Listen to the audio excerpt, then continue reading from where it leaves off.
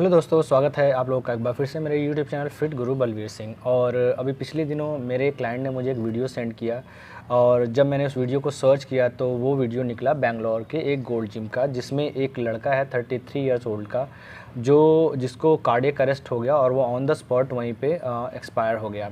फिर उसके बाद एक और न्यूज़ आई जो सबके लिए ही बहुत शॉकिंग थी। जो टीवी एक्टर सिद्धार्थ शुक्ला थे उनकी भी मौत हो गई। और जो फ़िलहाल अभी तक रिपोर्ट आई उसमें भी यही पता चला, डॉक्टर्स ने जो बताया वो यही कि भाई इनकी मौत भी कार्डियक अरेस्ट से हुई है।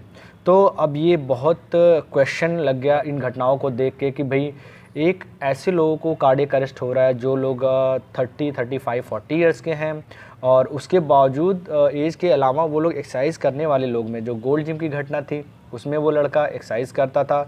उसमें जितनी मैंने सर्च किया वीडियो, मुझे पता चला कि उसमें बताया गया कि वो लड़का पहले भी एक्सरसाइज लंबे समय से एक्सरसाइज करते हुए आ रहा था। सिद्धार्थ शुक्ला वाले मामले में भी पता चला कि वो भी बढ़िया प्रॉपर वर्कआउट करते थे, अपना न्यूट्रिशन वगैरह भी अच्छे से फॉलो करते थे, अपनी सेहत का बहुत ध्यान रखते थे। फिर अब ये क्वेश्चन खड़ा हो गया कि यार अब एक्सरसाइज करने वाले लोगों को भी अगर हार्ट अटैक आ रहा है तो फिर अपने आप को कैसे बचाया जाए हार्ट अटैक होने। तो दोस्तों इस वीडियो में मैं यही बात करूँगा कि क्या एक्सरसाइज करना काफ़ी है अपने आप को हार्ट अटैक से बचाने के लिए, या किसी भी दूसरी भी लाइफस्टाइल डिजीज़ होती है, ब्लड लिपिड प्रोफाइल ख़राब होना, ब्लड प्रेशर होना, डायबिटीज़ होना, ये जितनी भी लाइफस्टाइल डिजीज़ है, क्या इन सारी चीज़ों से बचने के लिए हम लोग सिर्फ एक्सरसाइज अगर करते रहें तो क्या हम लोग इन सारी डिजीज़ से बचा सकते हैं या हार्ट अटैक होने से बचा सकते हैं? तो दोस्तों मेरा आंसर होगा बिल्कुल नहीं। सिर्फ़ और सिर्फ एक्सरसाइज करके हम किसी भी तरीके के लाइफस्टाइल डिजीज़ जितनी होती है और उसमें हार्ट अटैक भी शामिल है, सिर्फ एक्सरसाइज करके नहीं बचा सकते। हमें अपने खान पान पे भी ध्यान देना पड़ेगा, न्यूट्रिशन पैटर्न पे भी ध्यान देना पड़ेगा, वर्कआउट भी करना पड़ेगा एंड सोने का जो पैटर्न है, सोने के जो घंटे हैं उन पे भी प्रॉपर इक्वली ध्यान देना पड़ेगा। तो चलिए बात करते हैं कि जो हम लोग वर्कआउट करते हैं या जो लोग भी एक्सरसाइज करते हैं, आप वीडियो देखने वाले लोग भी जो वर्कआउट करते होंगे, तो हम लोग जो वर्कआउट प्लान फॉलो करते हैं वो कैसा है और कैसा होना चाहिए। तो जब वर्कआउट एक अच्छे वर्कआउट प्लान की बात होती है तो उसमें क्या कार्डियो वर्कआउट हो रहा है, क्या वेट ट्रेनिंग आप कर रहे हैं, क्या फ्लेक्सिबिलिटी की भी ट्रेनिंग कर रहे हैं कि नहीं कर रहे हैं। कुछ लोग मैंने देखा है, कुछ लोग सिर्फ वेट ट्रेनिंग पे बहुत ज़्यादा फोकस करते हैं, कार्डियो बहुत ही कम करते हैं। कुछ लोग कार्डियो पे बहुत फोकस करते हैं, वेट ट्रेनिंग पे बहुत कम ध्यान देते हैं। कुछ लोग स्ट्रेचिंग पे बहुत ध्यान देते हैं, वेट ट्रेनिंग नहीं करते। इस तरीके का कॉम्बिनेशन उनका होता है कि सारे कंपोनेंट्स पे वो लोग इक्वली काम नहीं करते। तो हेल्थ और फिटनेस को इम्प्रूव करने के लिए आपको वेट ट्रेनिंग भी करनी पड़ेगी, आपका कार्डियो उसमें भी होना चाहिए, उसमें स्ट्रेचिंग भी होनी चाहिए। तो ये तीनों कंपोनेंट मिल के एक अच्छा वर्कआउट प्लान बनता है जो कि हेल्थ और फिटनेस को इम्प्रूव करता है। तो अब आप देखिए कि क्या आपका वर्कआउट प्लान ऐसा है जिसमें कार्डियो, वेट ट्रेनिंग और स्ट्रेचिंग तीनों कंपोनेंट्स हैं। अगर है तो बहुत अच्छी बात है, नहीं है तो इसको करेक्ट कीजिए।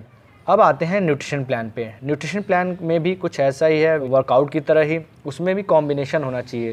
कार्ब्स, प्रोटीन, फैट का कॉम्बिनेशन, मल्टीविटामिन, मिनरल्स और वाटर, ये 6 के 6 एलिमेंट्स आपको मिलने चाहिए। टोटल कैलोरी कम हो सकती है, टोटल कैलोरी ज़्यादा हो सकती है, बट जो कम होगी या ज़्यादा होगी उसमें ये 6 के 6 एलिमेंट्स होने ही चाहिए। अब आप देखिए कि क्या आप जो फॉलो करते हैं कहीं ऐसा तो नहीं कि उसमें कार्बोहाइड्रेट बहुत ज़रूरत से बहुत कम ले रहे हैं, प्रोटीन ज़रूरत से बहुत ज़्यादा ले रहे हैं, या फैट भी बहुत कम ले रहे हैं।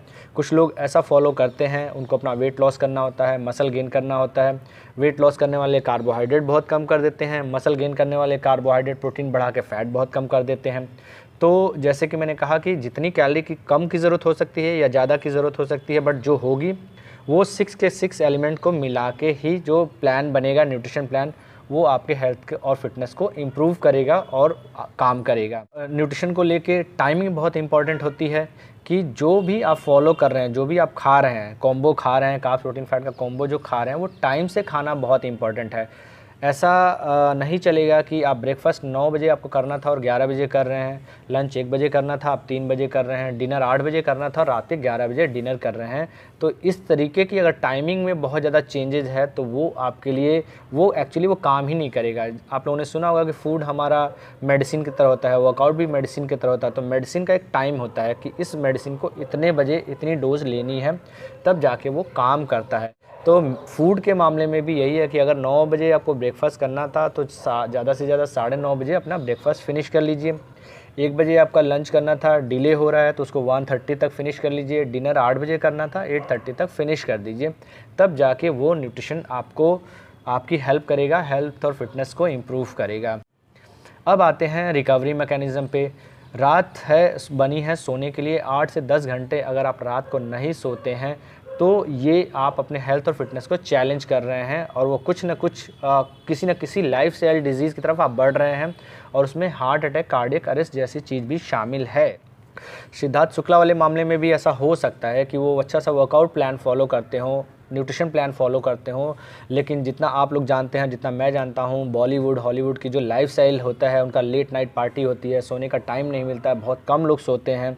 तो अगर आप सोएंगे नहीं, आपके सारे ऑर्गन्स अच्छे से रिकवर नहीं करेंगे, वो रेस्ट नहीं करेंगे तो रिकवर नहीं करेंगे। जब रिकवर नहीं करेंगे तो उनकी फंक्शनैलिटी में दिक्कत आएगी और अचानक किसी दिन वो अपना फंक्शन करना बंद कर देंगे। तो 8 से 10 घंटे सोना और रात के 8 से 10 घंटे सोना बहुत ज़रूरी है। हमारे कंट्री में लाखों ऐसे प्रोफेशनल हैं जो शिफ्ट में काम करते हैं। मॉर्निंग में अर्ली मॉर्निंग जाते हैं, 2-3 बजे तक आते हैं, उसके बाद खा पी के वो लोग सोते हैं। कुछ ऐसे प्रोफेशनल हैं जो सेकंड हाफ़ में जाते हैं, रात के 8-9 बजे आते हैं, फिर सोते हैं। कुछ प्रोफेशनल ऐसे हैं जो रात के 8-9 बजे जाते हैं और मिड नाइट में 2-3 बजे घर आते हैं। तो इस तरीके के जितने प्रोफेशनल हैं वो तो बहुत ही चैलेंज कर रहे हैं अपने हेल्थ और फिटनेस को, और डेफिनेटली देर सवेर उनको कोई ना कोई लाइफस्टाइल डिजीज़ यानी उन कार्डियक अरेस्ट होने का चांस तो बहुत ही ज़्यादा है। तो सोने का जो टाइम है वो भी फिक्स करना पड़ेगा, न्यूट्रिशन का टाइम है वो भी फिक्स करना पड़ेगा, कॉम्बिनेशन होना चाहिए आपके न्यूट्रिशन में, और तब जाके अगर आप अच्छे से कॉम्बिनेशन वर्कआउट प्लान भी फॉलो कर रहे हैं, तब जाके ये सारी चीज़ें अगर आप फॉलो करेंगे तब आप अपने आप को कार्डियक अरेस्ट होने से बचा सकते हैं। इस चीज़ों को अगर फॉलो करें तो 90 से 95% चांस है कि आप कार्डियक अरेस्ट होने से अपने आप को बचा सकते हैं या किसी और लाइफस्टाइल डिजीज़ की तरफ अपने आप को बढ़ने से भी बचा सकते हैं।